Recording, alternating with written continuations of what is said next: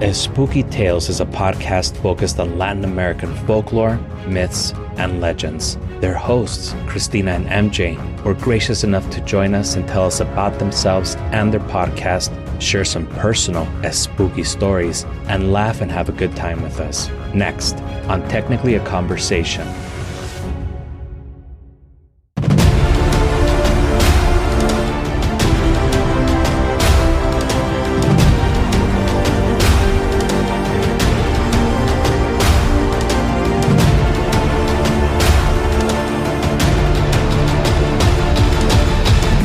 Greetings, you're listening to Technically a Conversation, a podcast where we share an interesting topic or story with each other and hope you find it interesting as well. I'm one half of your host, Jose, and I'm joined, as always, by my lovely co-host, Isela. How are you doing today? Doing lovely. How are you doing? Doing fantastic. Super excited to welcome the hosts of one of our favorite podcasts. Yes. The one, the only, the incomparable Cristina and MJ from Espooky Tales. Oh my God, I'm blushing.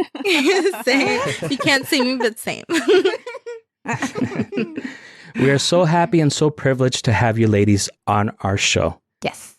So for those that have been sleeping on this, please tell our super friends about yourselves and your excellent podcast. Yes, hi, I'm Cristina. As Jose already said, one half of Espooky Tales, a podcast where we talk about spooky things, haunted places, legends, myths from Latin America, occasionally true crime, but always focused on Latin America. Excellent. And what made you decide to start a podcast together? Well, I already had one with my twin, and she was too busy to join me when I was like, hey, I want to talk about like spooky haunted places. Because our other one is a telenovela rewatch podcast. So we recap. We're watching Teresa right now, and we recap every episode and just talk crap about it and laugh about things about the novela, as well as talk about like the isms like colorism and things like that in the episodes. And she was too busy to do this with me. And on Twitter, I tweeted like, who wants to do this with me? Because my twin's a loser. And MJ was like, I'll do it. And I was like, oh, yay. Yeah, let's do it. Because we already knew each other from in high school. We didn't talk as much. We had similar friends, but we didn't like really what's it called? Like, I guess talk. I don't know what. There's another word We knew of each other. But we were like friends because, back then you just added everyone you knew on social media. And so we were friends on social media. That's when I started talking to MJ more on Twitter and Facebook. And then when I was like, who wants to join me? Because Carmen sucks. She was like, I'll do it. Well, like I do it. Like, yeah, it was like the middle of the pandemic, no? Yeah, it was. I was like, I have nothing to do. Like, I'm like dying over here. November 2020, yeah. Like dying, not socializing with other adults. Well, we're so glad you guys did because I've learned so much about all these like folklores, stuff I didn't even hear about before. It's so fun. And then I'll sometimes ask my mom, hey, did you know about this? And she's like, no. Or sometimes she's like, yes, I've heard. And then she'll tell me her version. It's cool. Love it. Yeah, it definitely is something that has always interested me too. A lot of the folk tales, historical things, it definitely appealed to us. So we're, again, super thrilled that you all decided to do this podcast with us today. Yeah, thanks so much for inviting us on. Yeah, I'm excited. I'm excited too. Of course. I know with the ads that we ran, the promo swap, a lot of our listeners wrote to us and said that they really enjoyed your show also. So this is going to be a treat for them as well. Oh, love it. Mm-hmm. Yes, yeah. Jose's sister is like a huge fan of you guys as well. Thank you. Thank you. Yeah. Shout out, Elena. Before we start, Isela and I were guests on Friday's episode of Espooky Tales. So if you want to hear Isela and I tell some stories that we've never told on the podcast, you'll want to go check it out. I think it's some of our funniest and spookiest stories that we've ever told. So again, that's the Friday, November 18th episode of Espooky Tales. Link will also be in the show notes. Go check it out. You're going to enjoy it. So we're going to do things a little bit different on this episode. Normally with our show, we don't tell the other host what the episode's going to be about beforehand. We just kind of introduce it.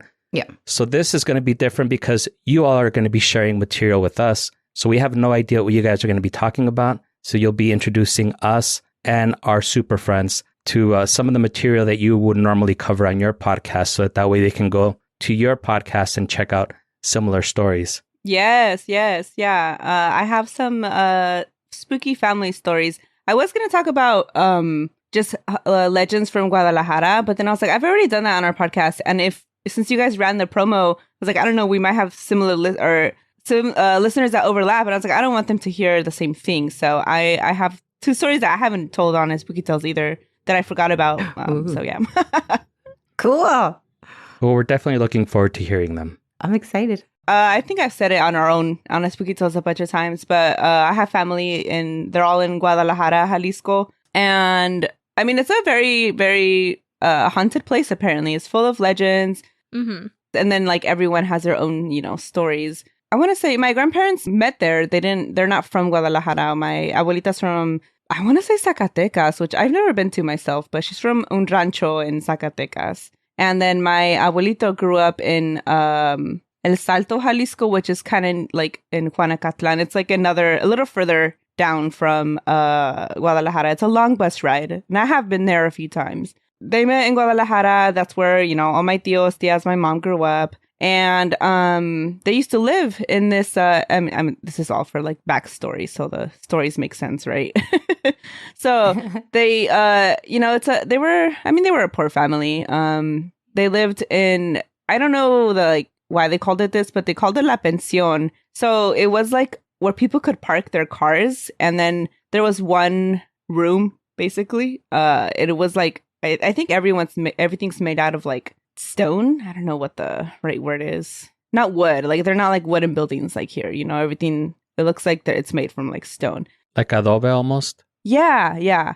So it was like one room where they all pretty much slept there. And then the kitchen was outside and the bathroom was outside too. And so they could live there cheaper because they could all take turns watching the cars that people could park there. So that's how they made some money watching the cars. And then my abuelito sometimes worked, sometimes he didn't. It's a creepy looking place. Like the first time I went to Mexico, we were 8 maybe. And they took us to go see it. My mom couldn't go with us. So I don't know if you can do it now, but back then kids could fly internationally and unaccompanied. So the 90s, hey, 2000s, so yeah, me, my twin and my brother, we flew to Mexico by ourselves. But they have like a person, an attendant with you the whole time. And there was like a cool little room where you could wait for like a layover if you had one. And the room was like full of toys and TV and video game consoles. So I remember that. That was fun because we went twice underage. And so both times we were in that room. But when we went to Mexico, they took us to go see where my mom grew up. And we wanted to see it because we heard so many stories about the place. And it was an experience because like the room I'm in right now is like a office. So the house, and I say that with like air quotes, that they lived in was maybe barely twice the size of this office that I'm in right now. Everyone slept together, like just on the floor, right? And like I said, the kitchen was outside, the bathroom was outside, and you had to walk across the parking lot of cars. And there was like a big, big mango tree there. And everyone was like scared at night of making the trek to the bathroom. But that mango tree, they used to say that un muerto se aparecía, so a ghost would appear at that mango tree at night. And this ghost, apparently, according to everyone else, I've never saw it. We went during the daytime, so. But they would say that this muerto would like try and convince you to dig up some gold that was said to be underneath that mango tree, like, or next to it. Because, like the tree went this way, and then underneath that there was like a spot, like a shade, and that shaded area is where the treasure was said to be. And you have to dig it up, but El Muerto would be standing next to you the whole time. So this ghost would be there, while you're supposed to dig up this gold. And none of my family ever tried it because like they were all too scared, and I wouldn't do it either. But they said a neighbor, someone that lived across from them, tried to dig up the treasure and with like, El Muerto next to him. And they say that he went mad. Like he didn't finish digging the gold. He didn't find the gold. He went mad, but before the end of the night. And he's like in some asylum. Like they never, oh, wow. They never saw this neighbor because they were like, hey, where's your like, I don't know if it was like a tío. I'm just gonna call him a tío, right? So they were like, hey, where's your tío? Oh, he hasn't been back since he lost his mind from trying to dig up that gold. Like, Oh my God. That is crazy. Dude, that sounds creepy. very creepy. That's why when I wanted to find more stories because eons ago we did an episode on ghosts and treasures because there's so many stories like that of like, oh, dicen que there's gold here, but you can't dig it up or you'll go mad. Like, but that's because I had heard that story like growing up. Wow. So yeah, that's one of them. That is cool. That is super crazy. And just imagining that muerto being there supervising. Supervising or something, yeah. It sounds worse than working for Amazon. I mean, those poor people have to piss in bottles and everything. But I mean, having a dead person supervise you, that sounds awful. It does. No, thank you. Wow. Yeah. But it does make you curious, right? You're like, is there something? Yeah. Oh, ya me pegó. Maybe I'm like, oh, maybe I'm going crazy. Well, I can tell you where that place is if you want to go dig up. The tree's still there. Oh, I haven't gone there in a few years, but my mom passed by it maybe a couple years ago, and yeah, the place is still there. The tree's still there. So yeah, I'm surprised the place is still there because like. Since my mom was a kid, Mexico and Guadalajara itself has changed so much. But yeah, that place is still there. And yeah, there's so many creepy stories in that little place. I need to get my mom to tell her story, but it's just, I've said it so many times. It's so scary. I haven't heard the full thing.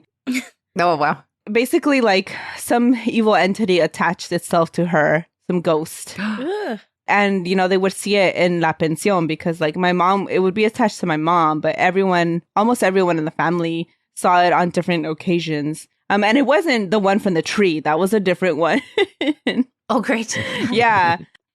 After this started happening to my mom, she was, like, too scared to go to sleep at night because she'd be like, se me va a subir el muerto. Like, the ghost is gonna climb on me. And my abuelito, may he rest in peace, he was like, I'll show him. No one's going to do this to my daughter. Like, I'll show him. And then, like, He's so cute. in the middle of the night, like, there was like a noise and he like got up. He's like, where is it? Where is it? And then like they saw like something, like an apparition. I don't know what. And he like almost passed out. And he was like, no, I can't. Like, it's like, I'm sorry, you're on your own. No. No, he didn't say that. But yeah, but he was like, what am I going to do to this ghost? Like, he was like, never mind. Right. You can't punch him out. That's what dads want to do. They want to punch things.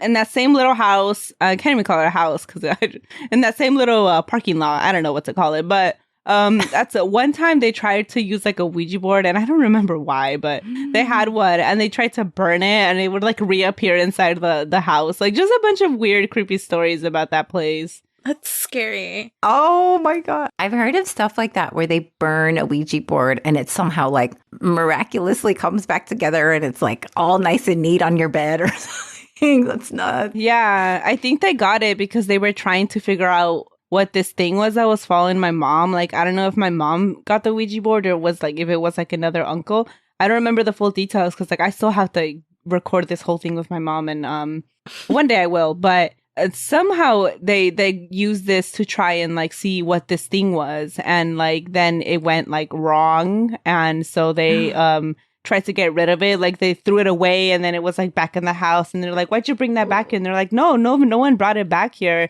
And then they tried to burn it. And then they were like, how is it still back here? Like, I don't even know. I don't remember the ending of like if they ever got rid of it or anything. But yeah, that house just so many things. You know what? That Ouija board sounds like it's a value though, because you only have to buy it once. And you never have to buy it again. It always keeps on reappearing. Well, it must be gone now. You would hope. Or it makes you a magician. Right. You're like, tomorrow it'll be here again. But it'll be excellent to buy, put your keys on there. And if you ever lose your keys, you never have to worry about it because it'll reappear. Okay, I need that. And I need to do that with my debit card too. It disappeared for a very long time. And then I finally got a new one. And then yesterday, my husband's like, here's your old debit card. And I was like, what the fuck? Why couldn't you do this? Like, I don't know, before I order the new one. Like, It was the duendes. Yeah, I like to blame the duendes, but Carmen is like, no, bitch, it's you. Like, it's not the duendes. That's what she tells me. And I'm like, fine, you're probably right. Yeah. Let me dream. Yeah.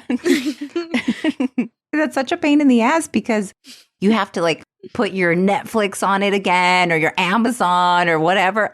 The worst. That's why I didn't want to get a new one. And then I kept swiping my credit card instead. And I'm like, I can't. I need to get a new debit card. Like, because then my ass will forget to like pay my credit card. Because yeah. So then it's a whole mess. And my husband's like, just get a new debit card.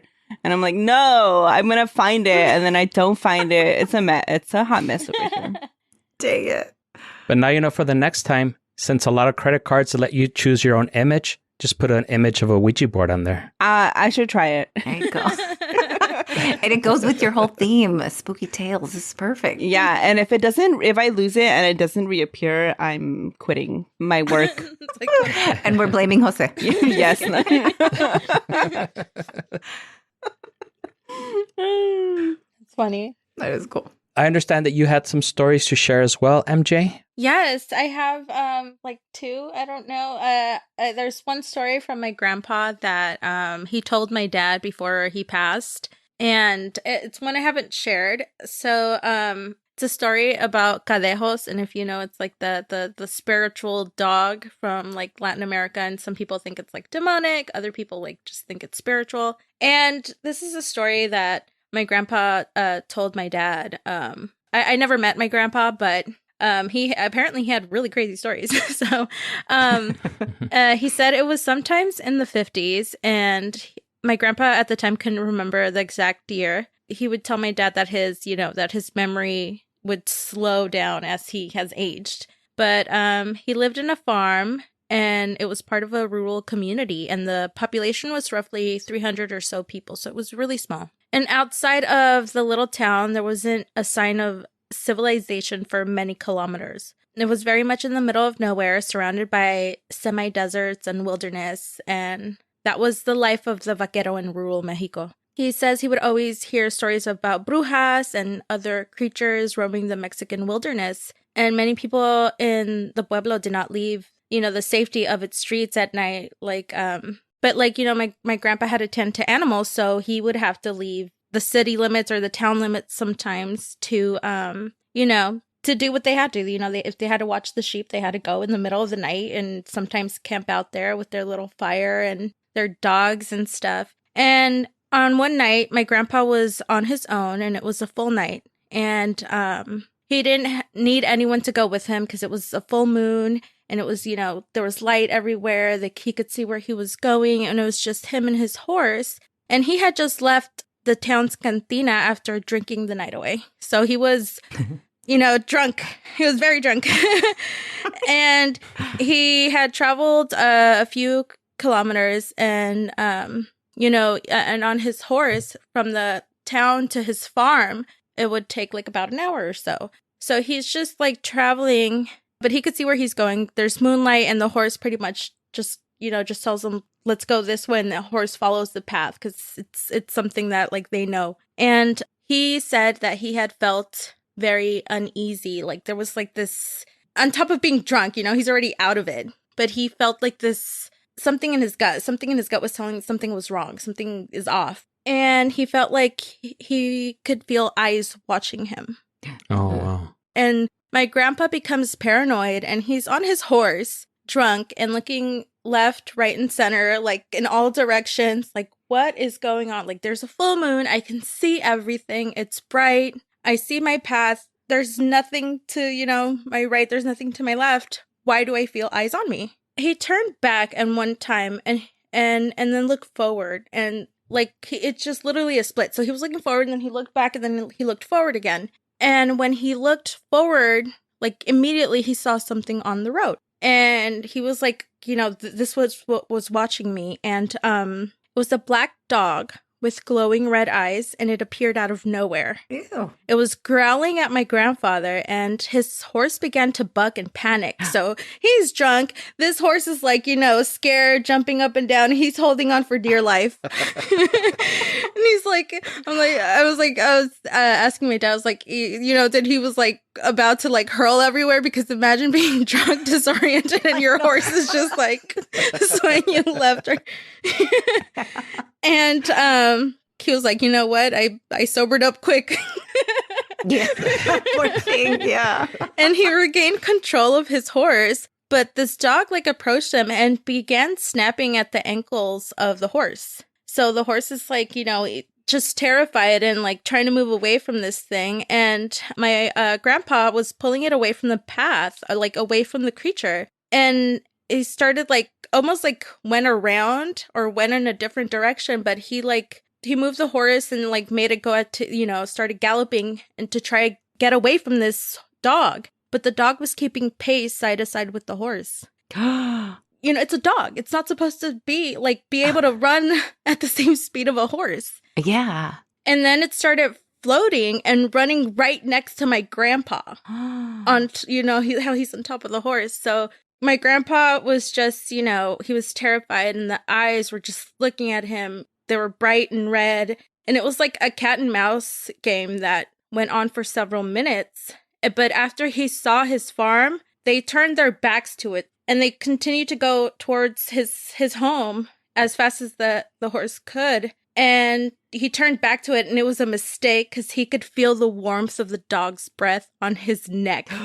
And it was on top of his horse. And no. And then he's like, I could feel the droplets of water from its breath just trickling down my neck, down his neck. And then he was just said he was so terrified. He was so scared. And he was like, but once they crossed this threshold of his farm, it disappeared. Oh my gosh, that's so crazy. But then he would say like the shadows were like the shadows of like the trees and the mesquites and like the blades of grass. They were all like moving weird. He's like, I don't know if it was just because I was still drunk, but they were moving. They were moving. And he described it as like the shadows trying to pull away and break free from. Oh my God. Yeah, it was weird. And then he says that when he would go out at night, he would feel the presence of this creature, even if he was around other people. It was like stalking him. So he would feel it when he would go back like into like that town or something? No, like whenever he was out at night. Damn. He could like feel the eyes on him again, even if he was sober, even if he was like on like work, tending to his cattle or his sheep or whatever they needed to do at the time. Because I know both my grandparents have been farmers. And there was times when they would have to go during corn season, they would have to like sleep in the cornfield. So like wild boars wouldn't eat their crop. Oh my gosh. That's ballsy. So he would be like, have his little fire out in the cornfield in like the special section or right at the edge. And he would, watch him and other men of the family or other friends of the village, whoever had their crops right there, would get together. And for many nights until it was time to harvest, they would watch over the crops until they were harvested so wild boars wouldn't come and eat it. And he was like, he would tell my dad that he always felt like these eyes watching him, just like when he did that one day he was drunk. I was like, I'd be like, Grandpa, why didn't you, I told my dad, I was like, why didn't you ask him? Why didn't he get, find something other work to do? I don't know. Because it was like, for years he was a farmer and he did that. And I was like, could not be me. Yeah, that sounds so rough. Wow. Could not be me. No. Same.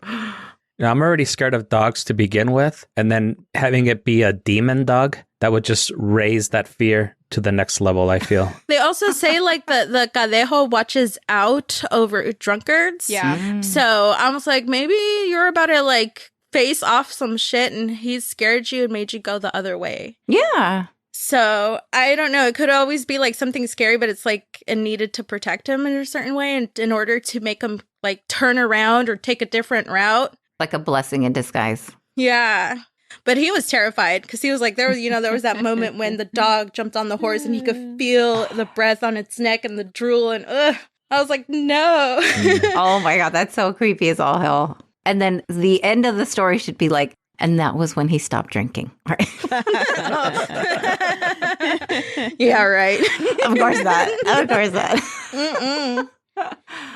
And like this story all took place, I think, in Zacatecas. I'm not my grandpa did travel around a lot, so I'm not entirely sure, but that's where my dad and my mom grew up. The way I always heard El Cadejo, which is huge in El Salvador, but was El Cadejo is good or bad. He's does what he wants. Sometimes he protects you. Sometimes he will attack you. But it's not two different dogs, because in a lot of places it's actually a white dog and a black dog, and the white dog is the good one that protects you from the evil black one. That if you see the black one, you're a goner. You're and that's the demon dog, and then the good one, it was sent from God. So that's a lot of the versions all over El Salvador and Guatemala too, and then I think probably that part of Mexico, but in a lot of places. But the way I heard El Cadejo was, he's good. He protects you. Yeah, protects drunkards a lot. A lot of drunk people see him. Wow, that's their little angel, their guardian angel. Yeah, their patron saint. Yeah. Yeah, del Cadejo. Yeah. I'm gonna start walking around with the little medallion of the Cadejo now. Yeah, like a little like a metallic black, black metal, and then like ruby eyes, just to get it done. But yeah, that's like the only story I've ever heard of family that have encountered El Cadejo. I think that was just like the first and last time my grandpa saw it, but he was scared. Wow. Yeah, that sounds scary as all hell. Mm-hmm. And then like I have another legend from my maternal grandmother, again from Zacatecas, because there's a saying that says Las Brujas son de Zacatecas. I'm pretty sure you heard me mention it on the podcast. And my grandma, she has a lot of stories about brujas, but like she always has this one story where I believe when she was younger, she would, at the end of the night, they would all like gather in the front patio or porch. I don't even know what to call it. And there's hills where she lived.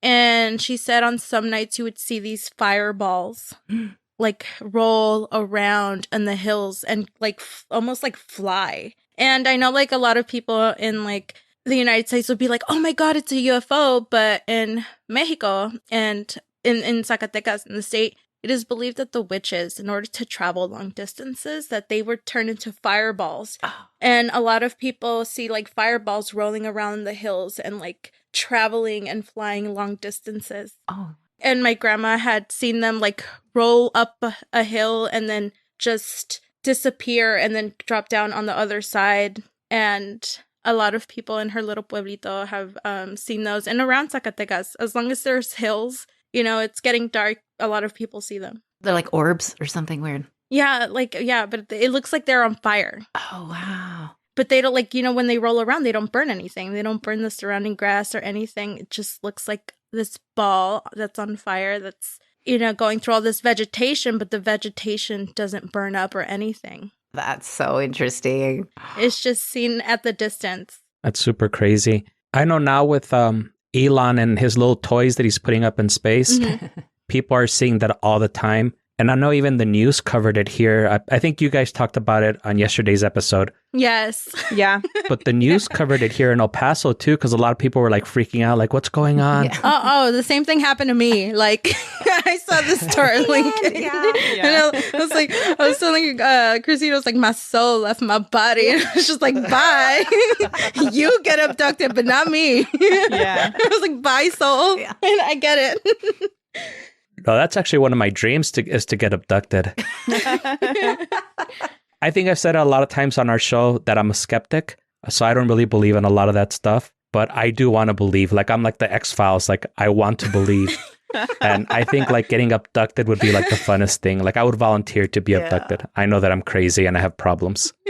No, there's always like, I'm like the same, but except I don't want to get abducted. Like, I always tell like people around me. I told this to my husband once. I was like, you know what? I want us to be driving and then a UFO pulls up, but they take the person in front of us, the car in front of us, not us. And then you witness it, so you know, like it is true, but it didn't happen to you. We get to witness it though. Yeah. Like, I'll be praying for you, front car. Yeah. But not me. Yeah, I don't want to be taken. I just want to witness somebody be taken. Yeah, that would be so cool.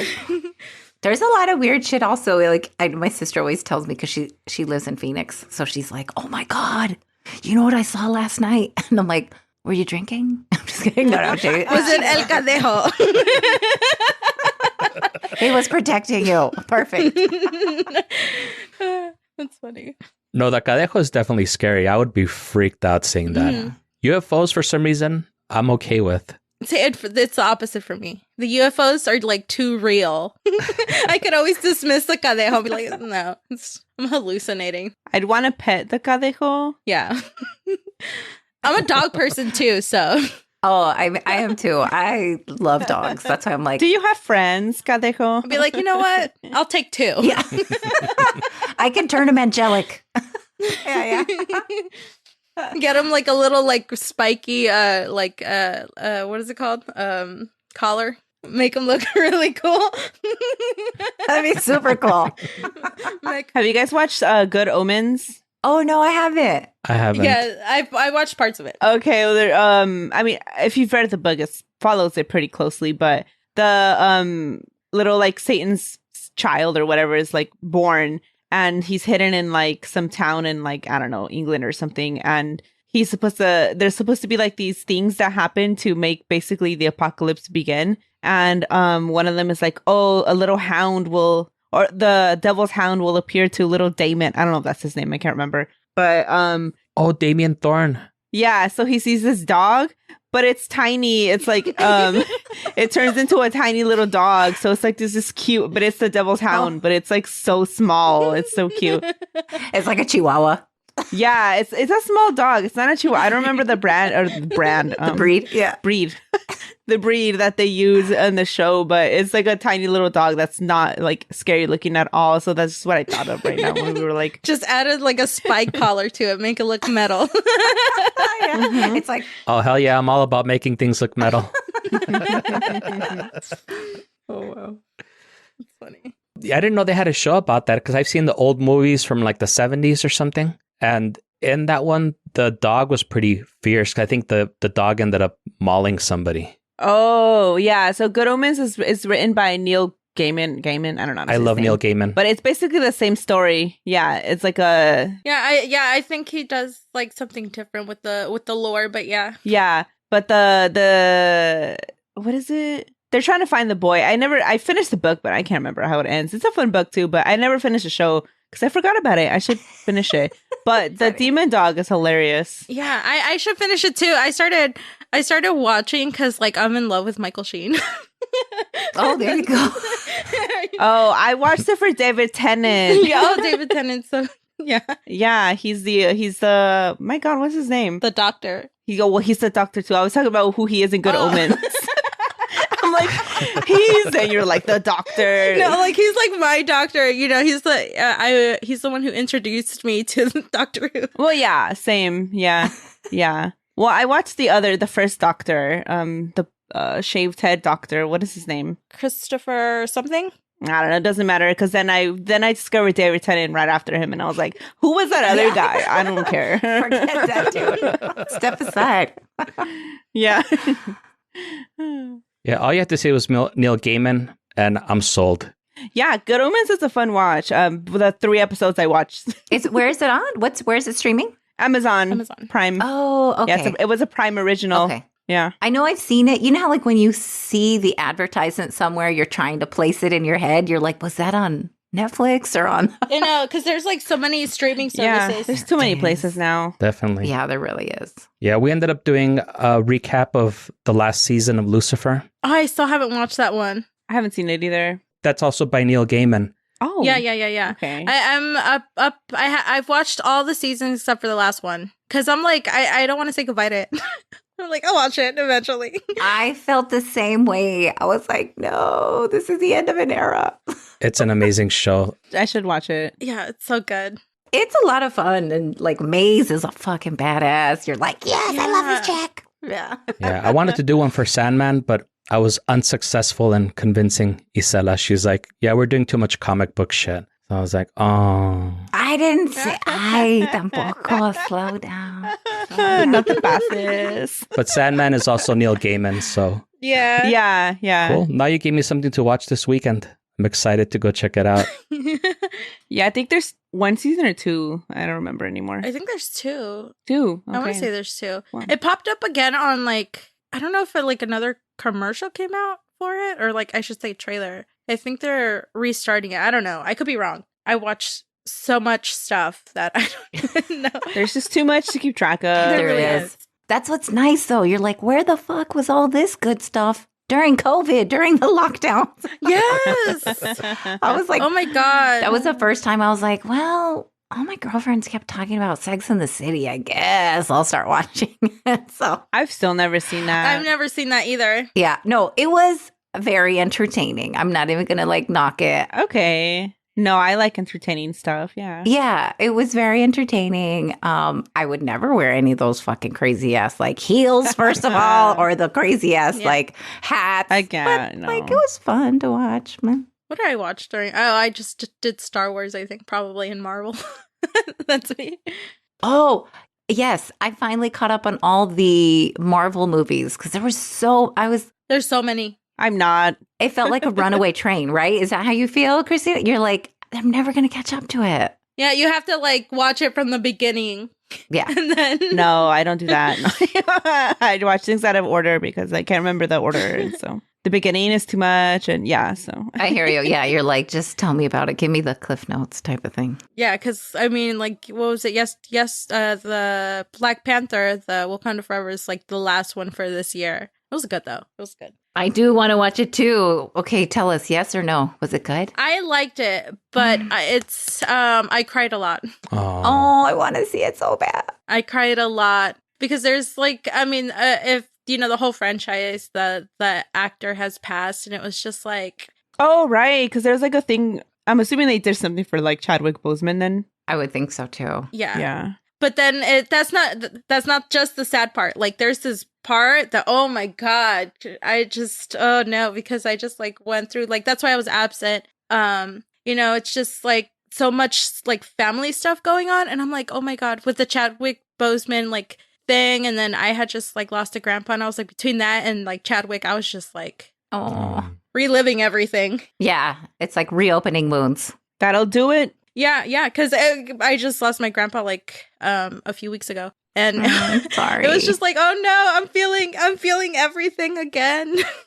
It was not, yeah, but a lot of people cried. The whole audience was just like, you hear the Everyone was crying. the nose boogers being, yeah.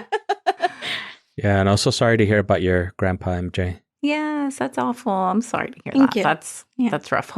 It sounds like he had an amazing life. I don't know if that's the same grandpa. no, it's a different one. No, well, he's technically my husband's grandpa, but like I didn't grow up with my grandparents. Like my grandpa from the story had passed away years before I was even born, like almost 10 years. Oh, got it. So, I grew up with my, I guess, what I would consider grandparents, like my husband's, because we've been together for like 12 years. So they've been my grandparents or they've taken up that role and have cared for me like my actual grandparents. Like his grandparents just do everything for me. That's awesome. And then they call me their granddaughter. So we became really attached, and then my son was really attached to him. So it's my son's great grandpa, and then it was just so bad because my son took it, I think, the hardest out of everybody. It was really bad. And how old is your son?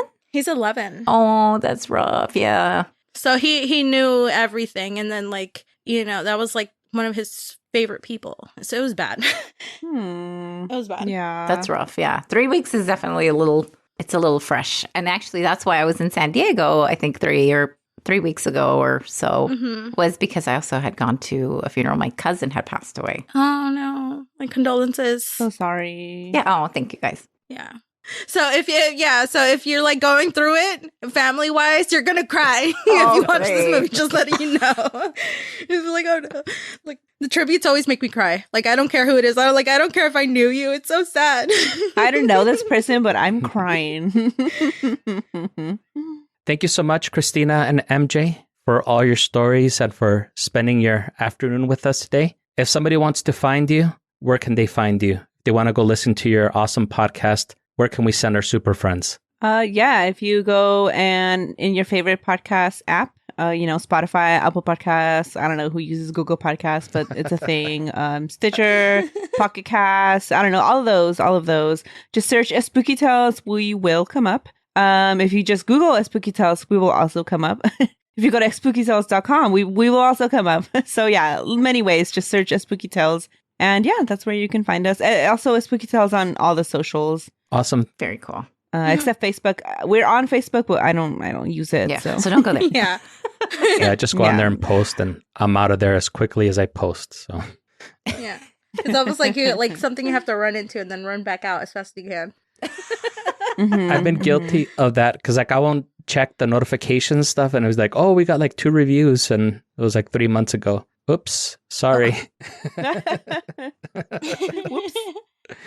Cool. Well, thank you so much, ladies. We appreciate it. Thank you. Thank you. We hope that you enjoyed the show and you join us again next week. If you're enjoying the show, leave us a review, tell a friend, and subscribe wherever fine podcasts are sold. Follow us on the socials at GreetingsTAC. Email us at greetingstac@gmail.com or leave us a voicemail at 915-317-6669. If you have a story to share with us. Or if you just want to say hello. And go listen to Espooky Tales. It's an awesome podcast. Yes.